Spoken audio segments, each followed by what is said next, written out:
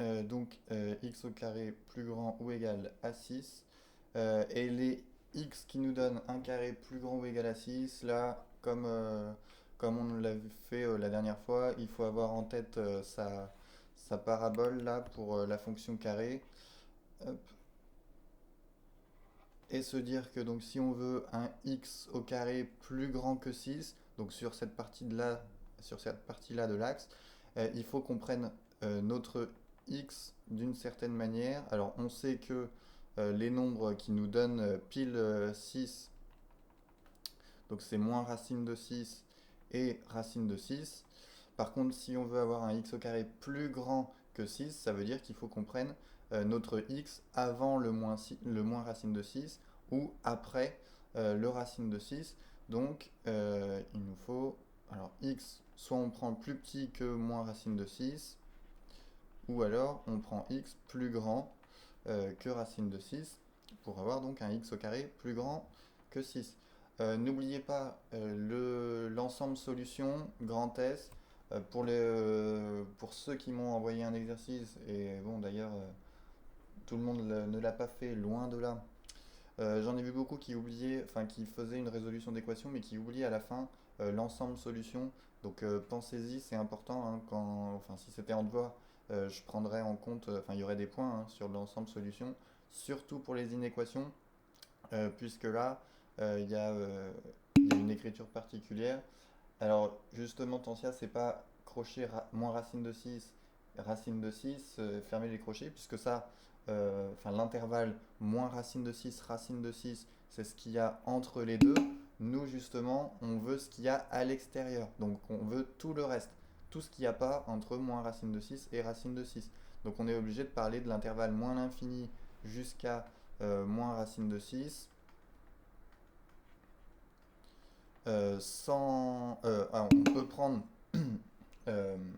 on peut prendre, euh, moins racine de 6 ici, enfin il faut d'ailleurs, puisqu'on a une inégalité large.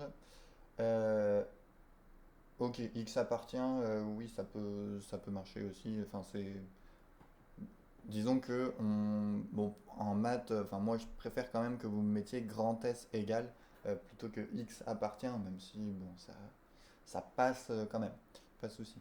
Euh, et donc, on rajoute ensuite ce qui nous reste, donc union, donc les nombres qui sont après le racine de 6 donc union, racine de 6 jusqu'à plus l'infini. Hop. Pourquoi moins l'infini? Parce que là, si on regarde notre axe, nous, il nous faut, donc on veut avoir x au carré plus grand que 6. Donc si on prend un nombre entre moins racine de 6 et racine de 6, bah forcément, si on le prend ici par exemple, bah là on va tomber sur un x au carré qui sera plus petit que 6, donc ça ne marche pas.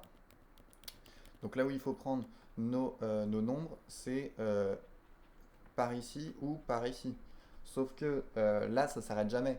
Enfin, ça commence en fait ça va à l'infini en fait. Et comme c'est dans les négatifs, bah, le nombre qui est très très loin là-bas, c'est moins l'infini. Mais bon, évidemment, je peux pas le mettre nulle part sur l'axe, donc il y a moins l'infini de ce côté-là, et très loin là-bas, il y a plus l'infini. C'est pour ça qu'on est obligé d'utiliser moins l'infini. Donc voilà pour le calcul du jour. Je Alors les exercices qu'il y avait à faire pour aujourd'hui, je vous mettrai juste après la séance là, la correction sur, sur le Padlet. Je vous mettrai un petit... C'était trop dur.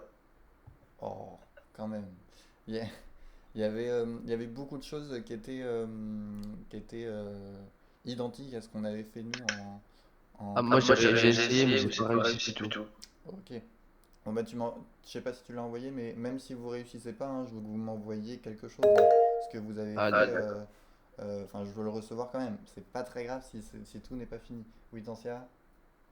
Monsieur, Monsieur, moi, moi c'était juste c'était pour juste pour l'exercice l'exercice 51. 51. J'ai J'ai pas, pas, enfin, enfin je je sais plus sais plus comment on comment on fait fait pour pour f f de de x x égale, égale, enfin, enfin plus plus petit, petit. strictement petit Tu peux me rappeler la g. page s'il te plaît? Page Page 262. 262. Merci. Hop. Pour la Pour la nouveau. Alors là, hop.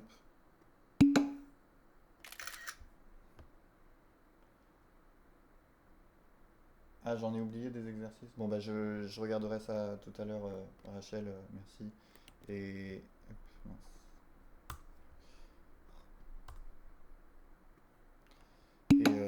Et je les mettrai. Euh, non, décidément. Hop.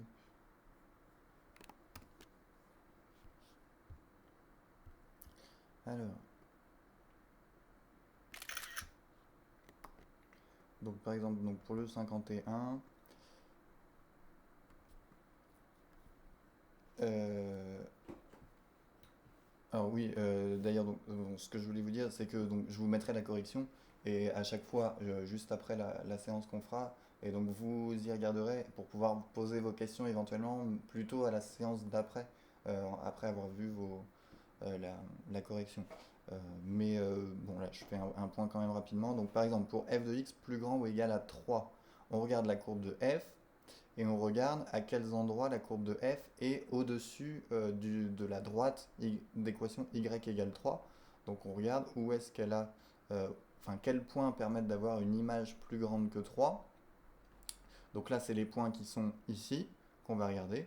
Et donc ça correspond à un x compris entre -5 et -3 ici. Donc là, pour f de x plus grand ou égal à 3, la solution, ce serait l'intervalle -5, -3, par exemple. En incluant ici, puisqu'on a l'inégalité large. Quand vous avez... alors, donc enfin, chacune de ces équations-là, A, B, C, D, enfin, une équation plutôt, c'est toujours le même principe. On regarde notre droite là, ou la droite d'équation y égale 0 ici, pour la B et la C, et on regarde les points qui sont au-dessus ou en dessous, selon qu'on veut une image plus grande ou plus petite. Par contre, quand on vous parle de deux fonctions à la fois, par exemple, donc f de x plus petit ou égal à g de x, ben, on va regarder à quels endroits on a une fonction f qui va être plus petite que la fonction g. Ben, les endroits où la fonction f est plus petite que la fonction g, c'est les endroits où la courbe verte elle va être en dessous de la courbe rouge. Donc ça va correspondre par exemple... hop. Oui, Tancia. Mais monsieur, il y a deux fois, enfin, la courbe ordonnée, elle est plus petite, puis après elle reprend encore, enfin, Oui. f de x est encore plus petit. Mais comment on fait en union du coup? Oui, tu mets une union, oui. Quand tu as deux endroits comme ça, tu mets une union. Voilà, tout simplement. Hein, c'est à ça que ça sert. Donc là, bah, là où c'est plus petit, ce sera entre -3 et bah, jusque là, hein. C'est sur cette portion-là que la courbe verte est en dessous de la rouge. Donc de -3 jusqu'à 1, donc l'intervalle -3, 1, en incluant puisqu'on a l'inégalité large. Et par contre, donc quand on veut f de x plus grand que g de x, on regarde là où la courbe en vert, elle est au-dessus de la courbe en rouge. Donc elle est au-dessus ici et ici. Donc là, pour le grand S, on mettrait donc de -5 jusqu'à -3, en incluant le -3 ici, puisque c'est plus grand ou égal, union bah, de 1 jusqu'à 4 ici, donc union 1, 4. On l'écrirait comme ça. Enfin, il faut l'écrire comme ça. Ok. Ben voilà pour ces exercices, hein. Donc regardez bien la correction, ceux qui n'ont pas su les faire. Alors pour aujourd'hui, on va faire un... Enfin, on va revenir sur le cours. Euh,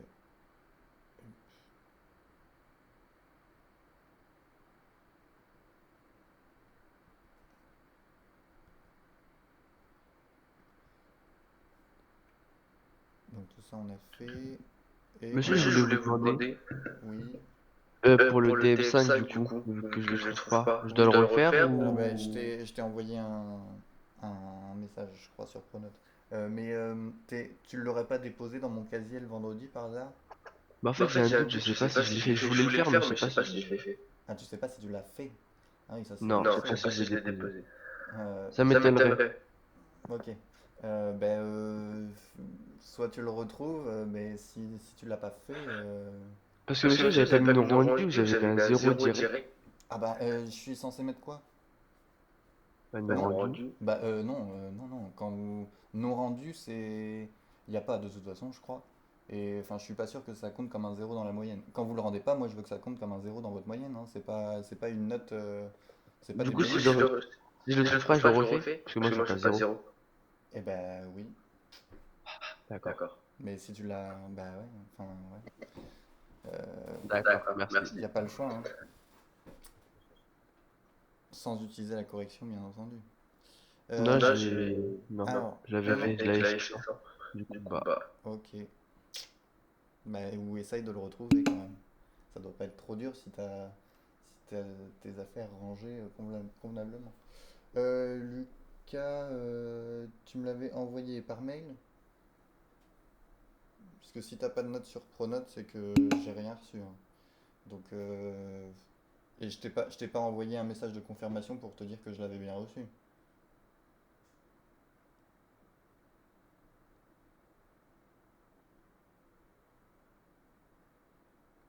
Bon, faudra que tu me le renvoies, hein. Si t'as pas de note et que je t'ai pas envoyé de message, c'est que je l'ai pas vu. Alors, la partie D, variation des fonctions de référence. On a fait les variations. Enfin, on a parlé de ce que c'était que les variations d'une fonction dans le cas général. Et on a expliqué comment faire un tableau de variation de manière graphique. Mais donc, les fonctions de référence, qui je vous le rappelle, sont les fonctions qu'on croise le plus souvent et qui sont plutôt simples à étudier. Donc on a les fonctions affines, on a la fonction carré, la fonction inverse, la fonction cube et la fonction racine carrée, dont on a déjà beaucoup parlé ça devait être au deuxième trimestre, il me semble. Mais donc c'est important de connaître leurs variations, donc d'où cette partie des variations des fonctions de référence. Alors tout d'abord les fonctions affines. Alors, on a déjà vu dans l'activité 1, on a déjà parlé de la manière dont on pouvait étudier les variations d'une fonction affine, et je pense que c'est quelque chose que vous avez déjà assimilé depuis longtemps, puisque donc on regarde le coefficient directeur là, le petit a. Si on a un a positif, c'est qu'on a une fonction strictement croissante. Si on a un a négatif, c'est qu'on a une fonction strictement décroissante sur grand R à chaque fois. Donc on a les tableaux de variation possibles suivants. Donc si vous avez un petit a positif, vous avez une fonction croissante de moins l'infini jusqu'à plus l'infini. Et si le petit a est négatif, une fonction décroissante de moins l'infini à plus l'infini. Par exemple ici, vous avez cette droite-là qui représente la fonction affine qui a pour formule donc f de x égale moins 3x plus 3. Là, le coefficient directeur, donc c'est le nombre de x à chaque fois. Donc là, c'est moins 3. Moins 3 étant négatif, on a bien une fonction décroissante. Et ici, on a x sur 2 moins 1 pour la formule. Donc x, là, il est multiplié par 1 demi. Mais 1 demi, c'est un nombre positif. Donc ça va nous donner une fonction croissante. Alors en remarque, je vous indique que donc pour une fonction, on ne parle pas vraiment de coefficient directeur, c'est plutôt, non, c'est plutôt pour une droite qu'on va parler de coefficient directeur. Mais donc le coefficient directeur de la droite représentative d'une fonction affine, c'est ce qu'on va appeler le taux d'accroissement de la fonction. Un taux d'accroissement, c'est histoire de quantifier la manière, enfin la vitesse à laquelle la fonction va augmenter ou diminuer, donc croître ou décroître. Donc si on vous parle de taux d'accroissement, bah, c'est ce coefficient directeur ici pour les fonctions affines. Petit exercice, exercice 50, page 289. 50 et 52 ensuite, pour ceux qui auraient fini, parce que ça va assez vite sur l'exercice 50.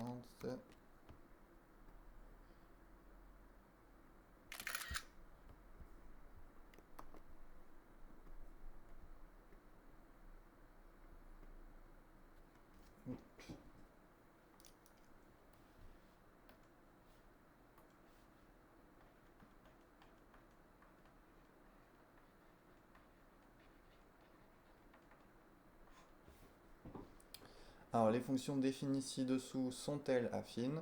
Si oui, précisez leur sens de variation, puis les représenter graphiquement dans un repère orthonormé. Ça, on ne le fera pas pour aller un peu plus vite. J'afficherai les fonctions sur GeoGebra, mais on va pas perdre du temps à les représenter dans le repère. Tant pis, ça on l'a déjà fait plein de fois quand on parlait des fonctions affines. Donc les fonctions ci-dessous sont-elles affines? Par exemple, f de x égale moins 5x plus 1. Est-ce que c'est une fonction affine ou pas? Oui, ok, pas de souci.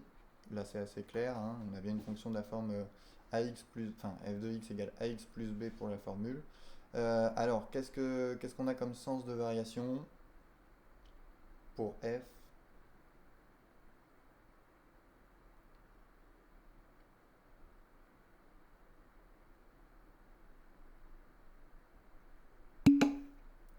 Ok, décroissante.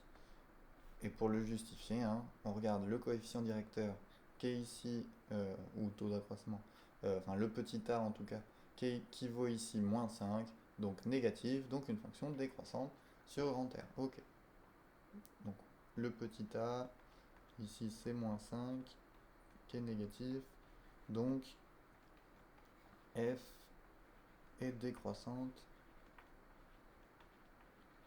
sur grand R. Hein, préciser l'intervalle à chaque fois. Bon, quand c'est sur grand R, quand on dit que c'est décroissante, tout simplement, on se doute que c'est sur grand R, mais c'est mieux de préciser quand même de quel intervalle on parle. Donc voilà pour la fonction f. Alors, je vais juste l'afficher sur GeoGebra très rapidement pour vérifier. Donc moins 5x plus 1. On a bien forcément une fonction décroissante. Alors la deuxième, g de x égale 2x au carré moins 3. Est-ce que c'est une fonction affine ou pas?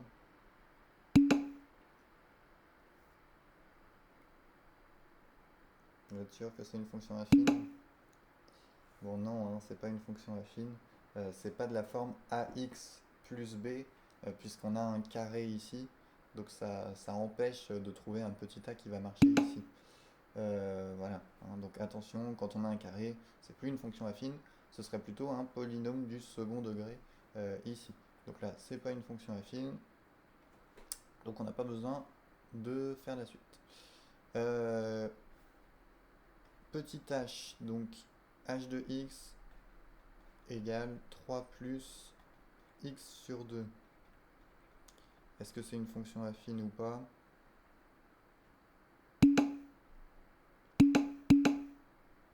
Alors ça a l'air d'être un non unanime. Et pourtant, bah si, c'est une fonction affine.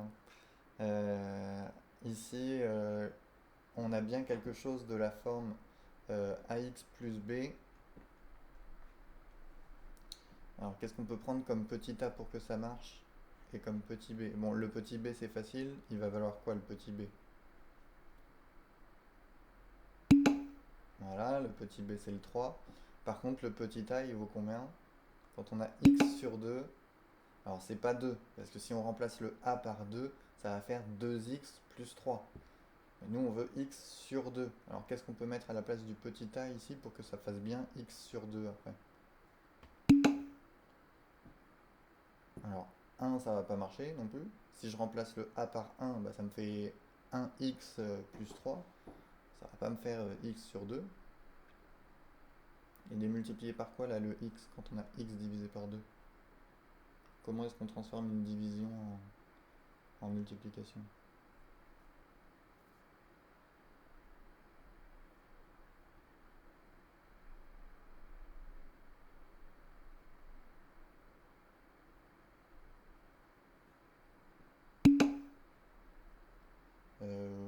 Oui, alors on inverse quand on divise par une fraction, mais enfin ici oui, effectivement, oui, on peut inverser. Alors c'est quoi que tu inverses?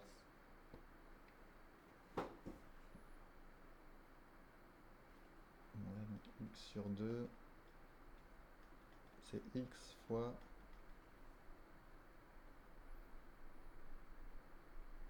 Bon, ça risque d'être compliqué de toute façon à l'écrire sur le chat, donc je vous donne la réponse. Mais c'est x multiplié par 1 demi. Hein, ne l'oubliez surtout pas, ce genre de choses. Donc x divisé par 2, c'est x multiplié par 1 demi. Donc on a bien quelque chose de la forme ax plus b, avec le petit a, en fait, c'est 1 demi. Et si je remplace le a par 1 demi, bah, ça me fait 1 demi fois x, et c'est bien la même chose que x sur 2. Donc on a bien une fonction affine. Donc c'était un petit piège ici.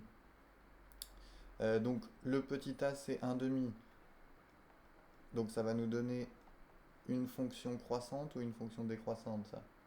Une fonction croissante, hein. Un coefficient directeur positif ici.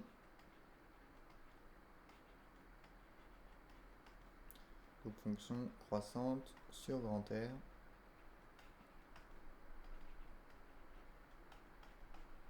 Petite vérification. 3 plus x sur 2. On a bien une fonction croissante. La dernière, donc j de x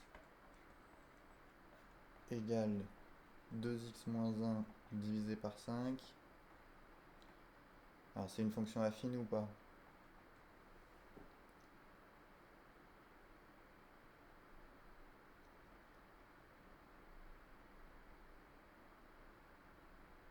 Là, plus personne veut prendre de risque. Non, toujours pas. Eh ben si, c'est bien une fonction affine. Hein, ici, votre fraction, si vous la décomposez en deux, bah, vous avez donc 2x sur 5 moins 1 sur 5.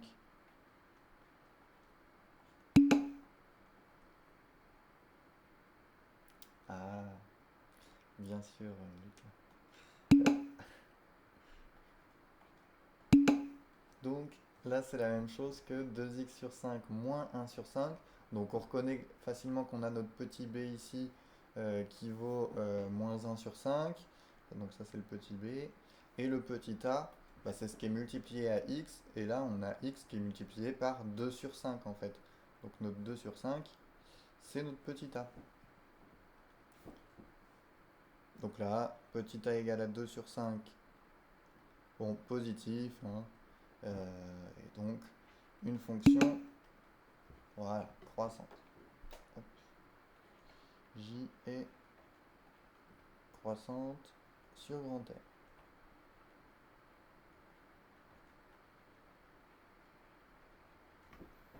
Vérification, 2x moins 1,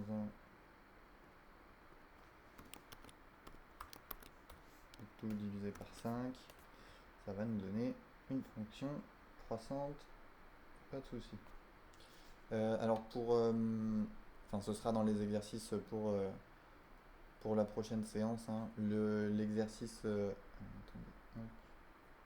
l'exercice 51, il sera à faire pour la prochaine fois, hein. C'est exactement le même principe, donc ça devrait pas poser trop de soucis. Donc exercice 52. Monsieur, c'est pareil que ce qu'on vient de faire juste avant. Oui, l'exercice 51, c'est le même principe que ce qu'on vient juste de faire. C'est page 289, mais je le rappellerai à la fin de l'heure, hein, parce qu'il n'y aura pas que celui-ci.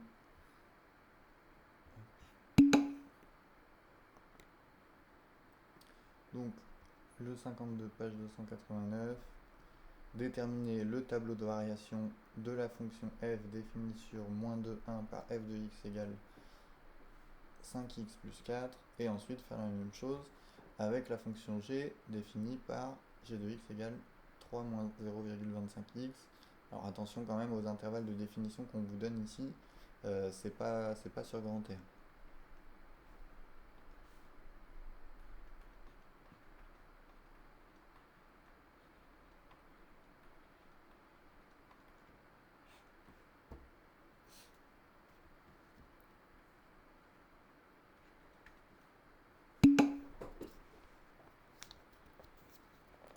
Alors mettre R, ça veut dire que la fonction, on va l'étudier en fait sur sur tout l'ensemble des réels, donc de moins l'infini à plus l'infini.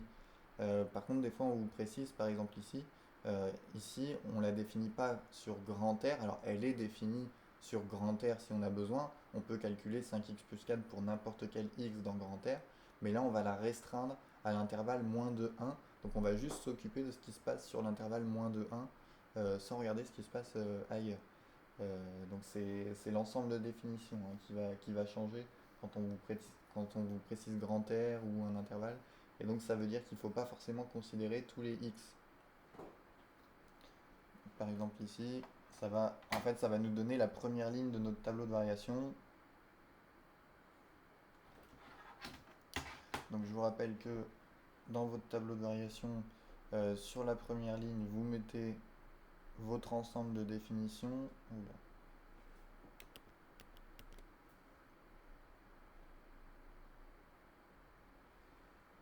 Donc sur la première ligne, c'est l'ensemble des x. Alors là, pour le petit 1, on vous dit que la fonction f, elle est définie sur moins de 1. Donc les x, ils vont de moins 2 jusqu'à 1. Et donc ensuite, sur la deuxième ligne, vous mettez les variations de la fonction f. Alors ici, qu'est-ce qu'on va avoir comme variation pour notre fonction f ?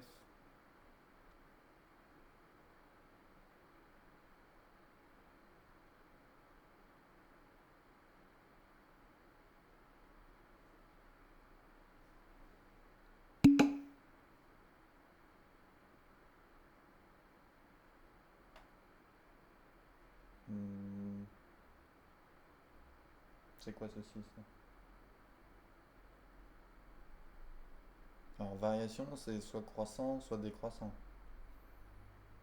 Ou ça peut alterner entre les deux. Voilà, ici une fonction croissante, puisqu'on a un coefficient directeur ici qui est positif, donc on le rajoute, hein, donc c'est croissant, car le petit a il est égal à 5, et donc ici c'est positif, et il ne nous reste plus qu'à calculer les images, donc pour dire d'où à où elle va augmenter. Hein. Alors qu'est-ce que je vais mettre ici ? C'est peut-être pour ça que tu me parlais de 6, mais ça va pas donner 6.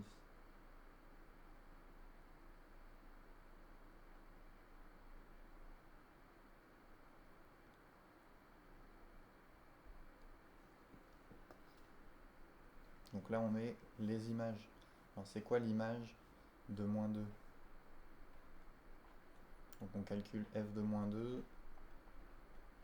Donc on remplace le x par moins 2. Donc 5 fois moins 2 plus 4. Ce qui me donne donc moins 10 plus 4. Ce qui me donne moins 6. Donc là on va mettre moins 6. Voilà. Alors même principe pour ici. Quel nombre est-ce que je vais mettre en haut de ma flèche là ?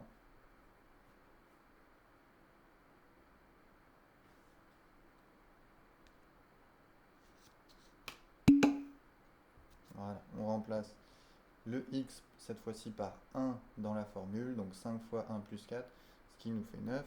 Ok.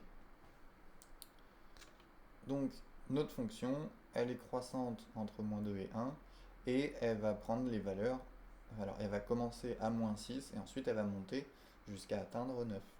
Alors, voilà ce que nous dit ce tableau de variation. Alors je vais l'afficher pour vérifier. Alors 5, 10 plus 4.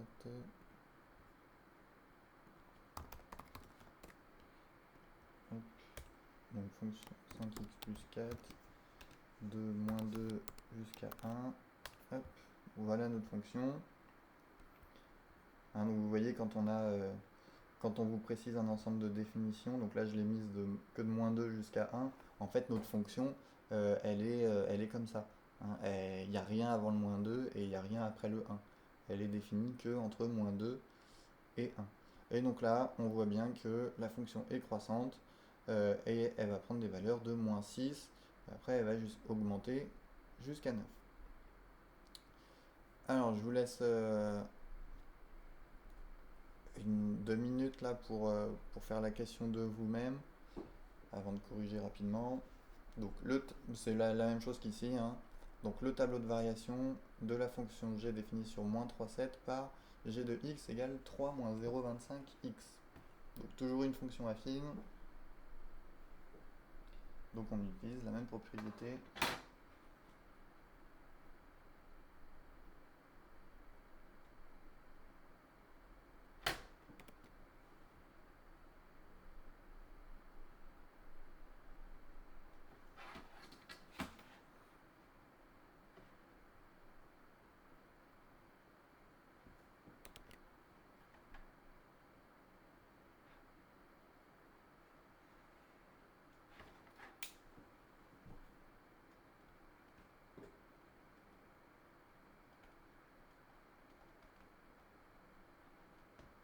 Donc, variation, alors là, attention, c'est plus les variations de f, c'est les variations de g.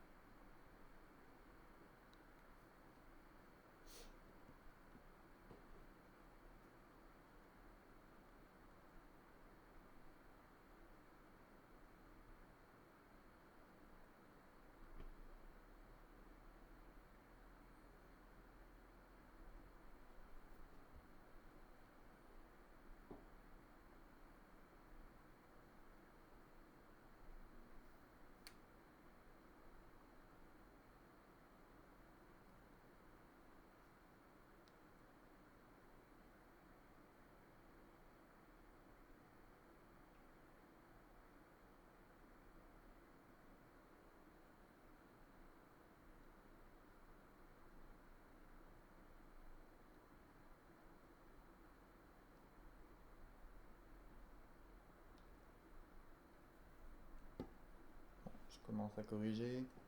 Donc ici les x, on vous dit que l'intervalle de définition, enfin, l'ensemble de définition, c'est moins 3,7. Donc on va avoir les x entre moins 3 et 7.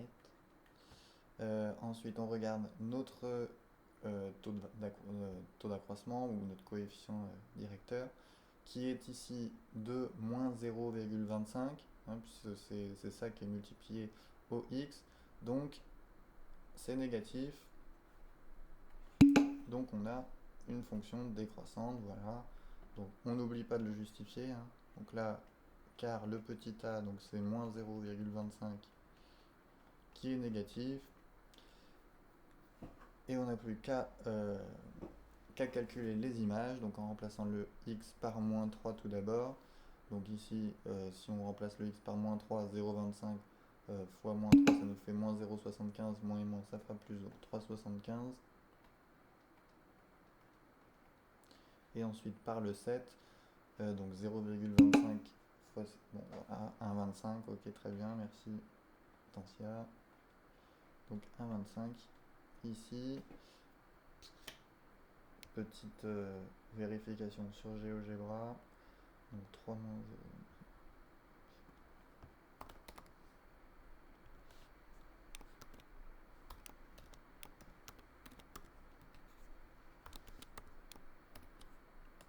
Hop.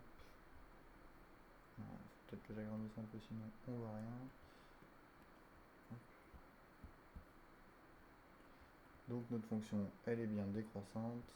Hop. Et bon, au niveau des valeurs qui sont prises par la fonction, on voit bien que ça commence à 3,75 et que ça va descendre jusqu'à 1,25 a priori, pas de souci.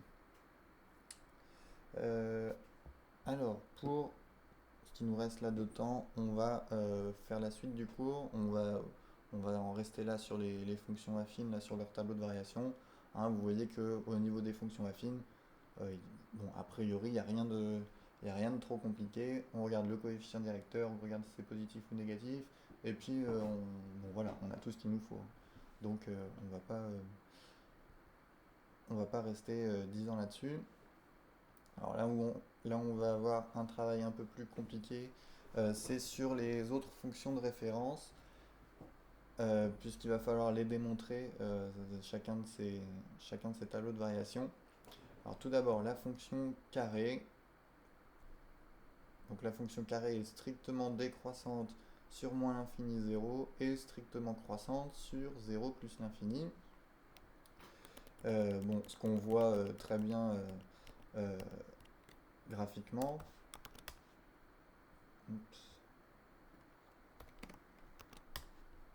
Hein, donc décroissante de moins l'infini à 0, croissante de 0 jusqu'à plus l'infini, avec en 0 une image égale à 0. Mais donc ce résultat, on va le démontrer. Donc pour ça, on va suivre l'exercice 40, page 288, pardon.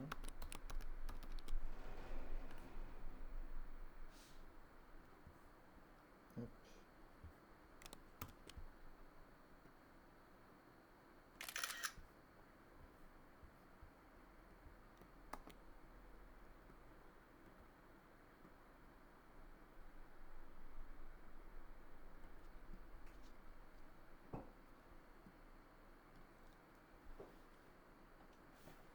Exercice 40,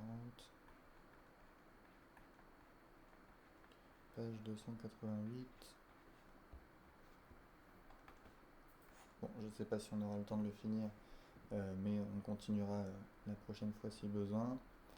Alors, soit A et B, deux réels tels que petit a est plus petit que petit b strictement, mais on prend ces deux nombres plus grands que 0. Alors ça, si on fait ça, c'est parce que on va appliquer la définition algébrique que je vous ai donnée dans le cours, qui nous dit que donc là on va essayer de démontrer qu'elle est décroissante sur moins l'infini 0 et croissante sur 0 plus l'infini. Voilà, c'est ce résultat en fait sur lequel on va se baser, cette définition des variations d'un point de vue algébrique, qui nous dit que une fonction elle va être croissante par exemple si quand on prend deux nombres x1 et x2 dans un intervalle i avec x1 plus petit que x2, bah, si ça implique que f de x1 c'est forcément plus petit que f de x2. Et par contre, elle va être décroissante si le fait que x1 soit plus petit que x2, ça implique f de x1 plus grand ou égal à f de x2. Mince, j'ai toujours pas remplacé ici le inférieur par supérieur. Faudrait que je pense à le faire. Mais donc c'est là-dessus qu'on va se baser. Donc, par exemple, donc là, on a pris un petit a qui est un nombre positif, donc qui va correspondre finalement à un point là sur mon axe. Alors je vais l'appeler petit a.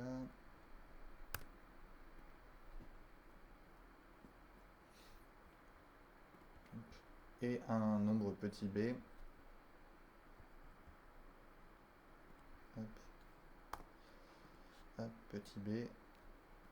Et à chaque fois, on va regarder donc l'image de ces deux nombres, sachant qu'on va les... Enfin, évidemment, la démonstration, si on veut la faire, il faut que ça marche pour n'importe quel nombre de notre intervalle 0 plus l'infini, pour montrer que la fonction est croissante sur 0 plus l'infini. Donc on ne va pas s'amuser à prendre une infinité de nombres et à vérifier que f de a c'est bien plus petit que f de b pour tous les nombres, parce qu'on y serait pour un moment. Donc on va garder un petit a et un petit b qu'on va garder variable, et on va essayer de démontrer que à chaque fois, bah, l'image de a, elle est forcément plus petite que l'image de b quand on les prend comme ça. Donc vous avez quand même de l'aide en suivant les questions là. Donc on vous dit tout d'abord de factoriser l'expression f de b moins f de a.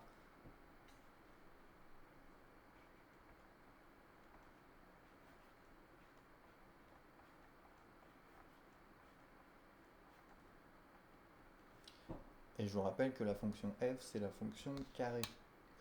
Je vous laisse un peu de temps pour y réfléchir. Pendant ce temps-là,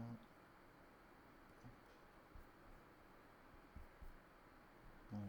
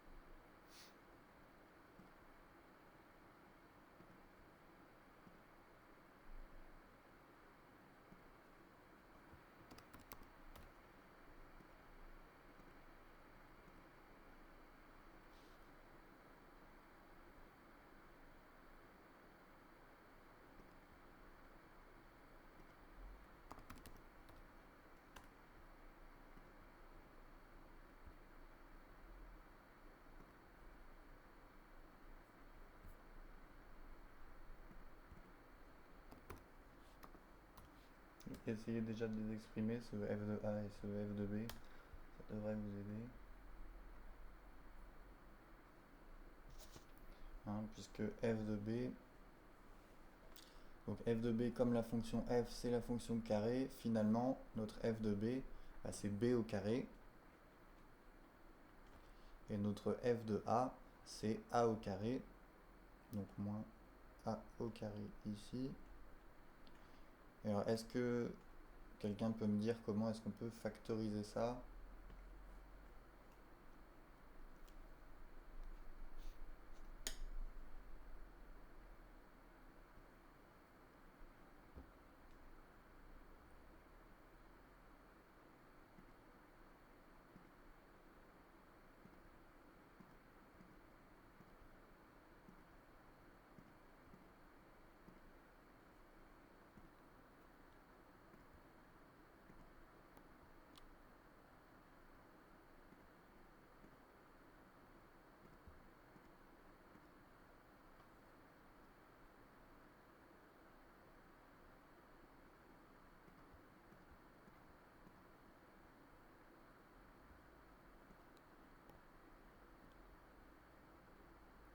Alors je vous rappelle qu'il y a deux manières de factoriser une expression.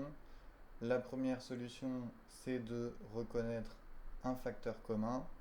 Bon, là, c'est pas le cas puisqu'on n'a pas de facteur commun entre b carré et a au carré.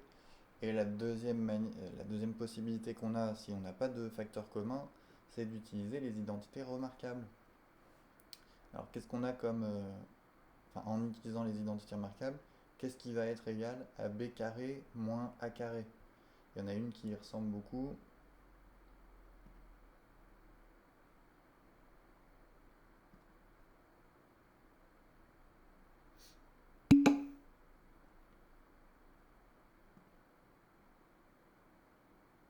Ok, oui, Tantia, c'est ça qu'on va utiliser. Alors attention, puisque c'est pas tout à fait ça quand même.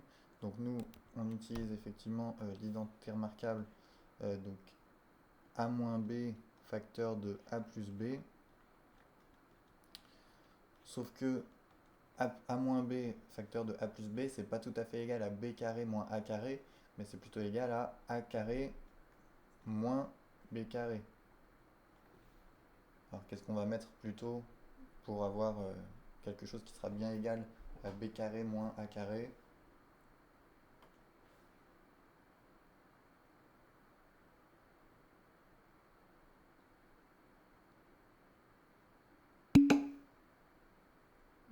Alors non, on change pas le moins et le plus, ça va pas suffire ça. Parce que si tu changes le moins et le plus, tu vas te retrouver avec a plus b fois a moins b. En fait, c'est juste la même chose en changeant le sens. Sauf qu'une multiplication, quand tu changes le sens, c'est toujours égal au même résultat. Donc ce sera quand même égal à a carré moins b carré. Ce qui n'est pas la même chose que b carré moins a carré, parce qu'une soustraction, quand on change le sens, ça donne plus la même chose. Donc c'est pas le moins et le plus qu'on va changer. C'est plutôt le a qu'on va transformer en b et le b qu'on va transformer en a. Donc on va plutôt mettre donc, b moins a facteur de b plus a. D'accord? Et ça, cette fois-ci, ça marchera. Ça nous donnera bien b carré moins 4ac. Hein, donc on inverse le a et le b dans notre identité remarquable qu'on connaît. Alors, question B. Et c'est là que ça devient un peu nouveau. Quel est le signe de b-a? Donc b-a qu'on a ici, c'est quoi son signe? C'est-à-dire, est-ce que c'est positif ou est-ce que c'est négatif? Donc là, sachant qu'on a donc un nombre a qui est plus petit que le nombre b.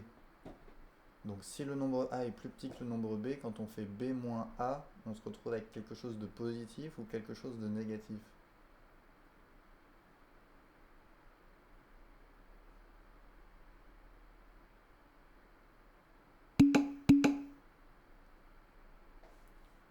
Voilà, vous n'êtes pas d'accord.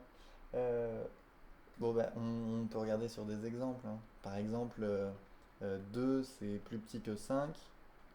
Bon, bah, quand je fais 5 moins 2, c'est positif ou c'est négatif ça?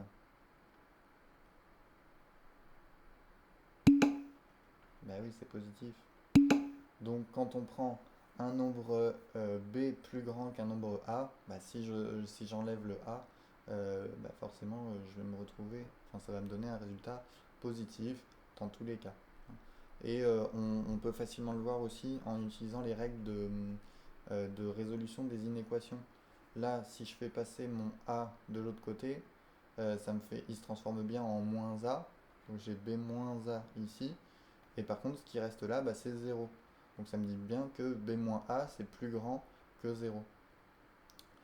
Donc b-a ça va être strictement positif. Alors a plus b ou b plus a ici, ça va être comment? C'est positif ou c'est négatif mon b plus a? Voilà, c'est facile. Hein. Sachant que j'ai pris donc deux réels a et b qui sont plus grands que 0. Donc quand je fais la somme des deux, voilà, là clairement, quand je fais la somme des deux, obligatoirement, ça me donne quelque chose de strictement positif. Alors, grâce à ça, on va pouvoir en déduire donc le signe de f de b moins f de a. Donc, je vais le faire rapidement. Donc, nous, on a vu que f de b moins f de a, c'est égal à b moins a fois b plus a. On vient de dire dans la question petit b que b moins a, donc ça, c'est positif. B plus a, bah, c'est positif aussi. Donc finalement, notre f de b moins f de a, bah, c'est un nombre positif fois un nombre positif. Et bon, vous serez d'accord pour me dire que ça nous donne quelque chose de positif. Donc on a f de b moins f de a, finalement, qui est positif. Donc, dans la question C, en déduire le signe de f de b moins f de a, on obtient donc f de b moins f de a positif. Et bien alors, la question D, quel est le sens de variation de f sur 0 plus l'infini? Là, je vais vous donner la réponse. Donc, en fait, de ça, on va en déduire que donc, quand on prend un nombre a plus petit qu'un nombre b, bah, ça nous donne forcément f de b moins f de a plus grand que 0. Et f de b moins f de a plus grand que 0, si on fait passer le moins f de a de l'autre côté, ça nous indique que f de b, c'est plus grand que f de a. On change le signe du moins f de a, il se transforme en plus f de a, et on obtient f de b plus grand que f de a. Et donc, finalement, bah, on a montré que quand on prenait un a plus petit qu'un nombre b, bah, on obtenait un f de a plus petit que f de b. Et ça, c'est donc la définition enfin, ce qu'on a lu là, le morceau de cours que je vous ai fait relire tout à l'heure, c'est exactement ça. C'est quand on prend un nombre a plus petit qu'un nombre b et que ça nous donne f de a plus petit que f de b, bah ça c'est la définition d'une fonction croissante. Donc notre fonction carrée, donc f, elle est croissante. Alors sur l'intervalle dans lequel on a pris notre petit a et notre petit b. Donc là elle est croissante sur 0 plus l'infini uniquement, puisqu'on a pris deux nombres a et b positifs. Juste, et je finirai là-dessus, euh, juste pour vous montrer ce que ça donne graphiquement. Donc là, mon nombre a et mon nombre b. Donc là, vous avez... Alors, je vais agrandir un petit peu. Hop. Donc si vous prenez le nombre petit a ici, vous avez f de a ici, et si vous prenez votre nombre petit b, vous avez ici f de b. Comme vous avez une fonction croissante, hein, obligatoirement, quand vous prenez le petit a plus petit que f de b, bah, vous allez trouver une image plus petite pour a que pour b. Et peu importe les nombres que vous prenez a et b entre 0 et plus l'infini, du moment que le petit a est plus petit que le petit b, vous allez obligatoirement avoir f de a plus petit que f de b. Donc voilà pour ce raisonnement là. Et donc ce qu'on est obligé de faire là, enfin, pour l'instant, pour montrer qu'une fonction est croissante ou décroissante. Décroissante, ça veut dire que, alors c'est le cas sur l'intervalle moins l'infini 0. Là où elle est décroissante, c'est que par exemple vous prenez votre nombre a plus petit que le nombre b, bah, vous allez par contre trouver f de a plus grand que f de b. Hein, c'est dans l'autre sens. Donc c'est ça qu'on fera pour la question, enfin que vous ferez d'ailleurs, pour la question 2 de cet exercice 40. Donc démontrer le sens de variation de f sur moins l'infini 0 en utilisant une démarche analogue à la question 1. Donc il faudra reprendre ces étapes-là, petit a, petit b, petit c et petit d, mais cette fois-ci sans prendre de nombres plus grands que 0, mais en prenant cette fois-ci des nombres plus petits que 0 pour pouvoir étudier la fonction sur moins l'infini 0. Donc pour la séance prochaine, donc exercice, euh, donc la fin de l'exercice, enfin la question 2 de l'exercice 40.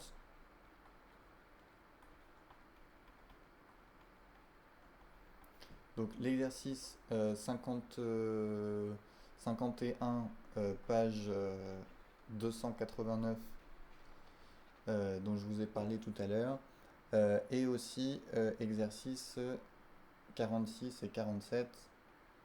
Attendez.